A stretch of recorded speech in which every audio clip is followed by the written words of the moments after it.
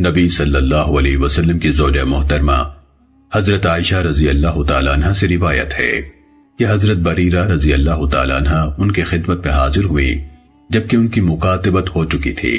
ان کے مالکوں نے ان سے 9 اوقیے پر مکاتبت یعنی آزادی کا معاہدہ کیا تھا۔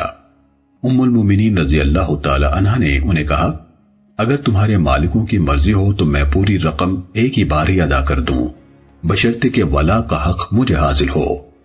حضرت بریرہ رضی اللہ تعالیٰ عنہ نے اپنے مالکوں کے پاس جا کر اس بات کا تذکرہ کیا تو وہ نہ مانے مگر اس شرط پر کہ ولا انہی کے لیے ہوگا، یعنی انہوں نے اصرار کیا کہ ولا کا حق انہی کو حاصل ہوگا۔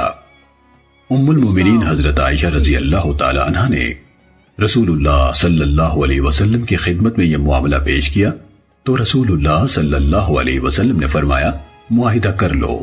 پھر اس کے بعد نبی صلی اللہ علیہ وسلم نے کھڑے ہو کر لوگوں سے خطاب کیا۔